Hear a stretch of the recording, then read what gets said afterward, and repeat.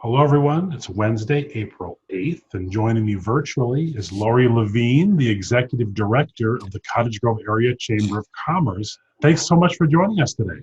Good morning. Thanks for having me. So, as of today, we are still in a stay at home order in the state of Minnesota. We're all doing our part with social distancing, as we should, but this is no doubt impacting businesses and consumers across the country. I know that on March 27th, the CARES Act was passed into law. How would you describe what that is and how it affects businesses in our community? Sure. So there's two main programs that people are really talking about and looking into. And first is the CARES Act that you mentioned, and also the Paycheck Protection Program, the PPP program. Both programs can be used, together or separately, depending on kind of what category the business falls under. All businesses need to be under that 500 employee mark, but there's certain things if you're a nonprofit, if you're an independent contractor, self-employed, that kind of a thing. So there's just a lot of information. It's information that's changing all of the time. So when I'm talking to members or when I'm sending things out to members, I'm making sure that I'm also telling them or giving them the links to the online information where they can find the most updated application information for them. That's great, Laurie. And what kinds of options do businesses have now that maybe they didn't have previously through this?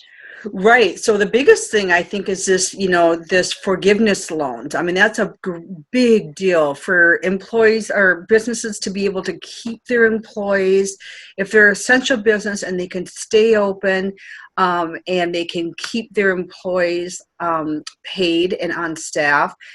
Is just and not have to pay back that money. I mean, that's huge. That's, even for the chamber, if that's something that we're able to jump into, because it's just something that businesses, especially when they have only a handful of employees, they really need their employees and they really need to keep them, getting paid, that kind of a thing. So the other thing would be, is just all of the benefits that come to not the tax credits or the different pieces like that employers can take advantage of and not be necessarily penalized. If you do have to have your employees lay them off and they collect unemployment insurance, typically that would be kind of a mark against a business, and that's not the case now. So again, another just huge, huge benefit to kind of the times that we're living in, and businesses don't need to be docked any less. Yeah. Absolutely. Well, like you said, the times that we're living in, Mhm. and things are very difficult for businesses right now. What are some tips that you might have for them that can kind of help them, especially these small businesses in our community, kind of navigate through these difficult times? Right. So if you do have employees that are still working, but working from home or working in remote locations, that kind of a thing, the biggest tip I can give you is to over communicate with them.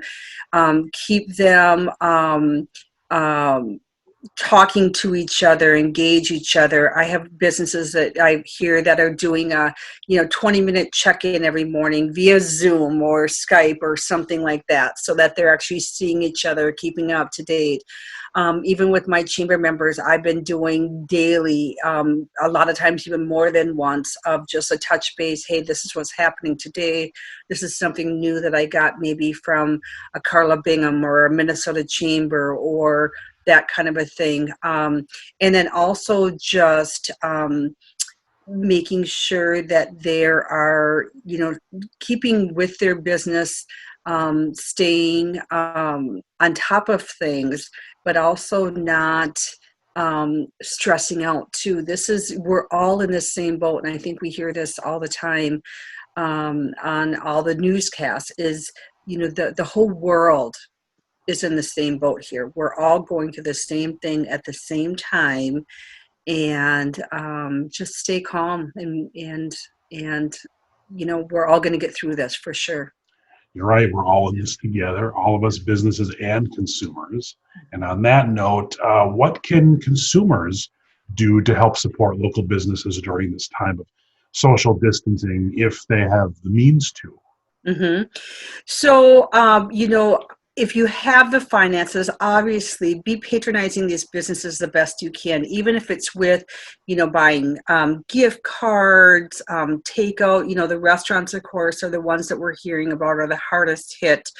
Um, in our communities. So being able to do business with them, even if it says, buying gift cards, because that you're going to go to, Junction 70, Muddy Cow. I mean, all of these local restaurants, once we get through this. So that was one way.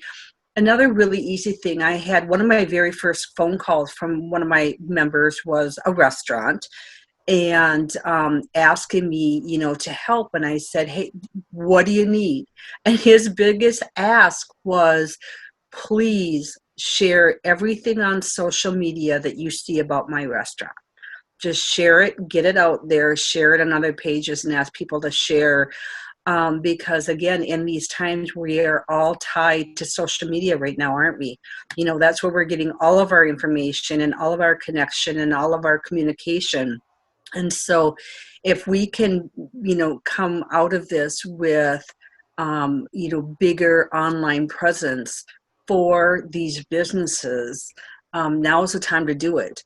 And so that was something really simple and something I've just been trying to, anytime I see anything with any of our local businesses, just share it. It's that simple. It sounds almost too simple, but I've got the biggest response back from businesses like thanking me for sharing that. And so that's something real easy that every one of us can do, whether we have the funds, the means to, financially or not. We can share social media things. Absolutely. I know that I follow several Mhm. businesses that my wife and I love to frequent, and they're always posting, they're always updating their hours and Yep. their sort of curbside delivery system that they have going on. And that's really helpful and makes us keep, continuing to order out from them. So Yep. that's really great advice. Laurie, before we kind of wrap things up here, is there anything else you want to talk about? Are there any kind of chamber events coming up that you want to talk about too? Yeah, so we've been updating our chamber website, our events page, starting, over the next couple of days here. Starting next week, I'm going to be doing our chamber business after hours, our women in business meeting, all of those types of things are going to go virtual. So wish me luck. That'll be my first time doing this. So but people have had a lot of success. And again, it's just connecting and seeing, face to face. Something else that I did is I sent an email to all of our chamber members yesterday, telling them to take advantage of our our hot deals, if they have job posts, if they have virtual events going on.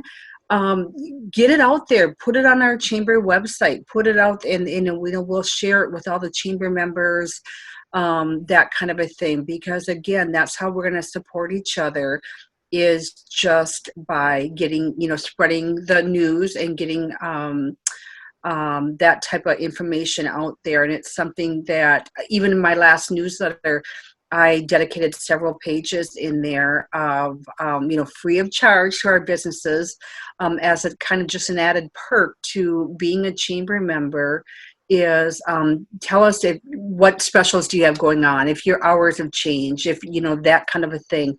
And quite a few businesses took advantage of that, so that was awesome. Really, now is the time to be, join the chamber and be a part of that. I just had a new business join yesterday. I think they're really seeing there that the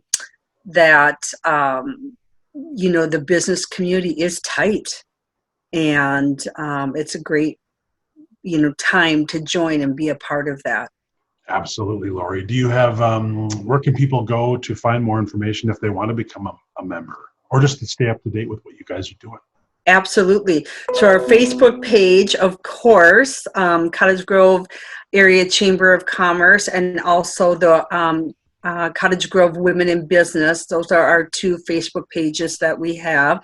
And then our website, cottagegrovechamber.org. has all the information, including I try to keep that updated with anything that's going on with COVID-19 information as well. So those will be the most updated links. All right. Well, Laurie, thank you so much for joining us today. I think we're going to try this again sometime in the near future just to keep people updated on what's going on with the businesses in our community. But thank you so much for joining us, and stay safe out there. And we'll talk to you next time. Thank you. Bye-bye. Have a good day. And I also want to thank our viewers for watching. To stay up to date with what we're doing at SWCTC, you can visit us on our website, as well as follow us on Facebook, Twitter, Instagram, and YouTube. Thank you for watching. Stay safe. We'll see you next time.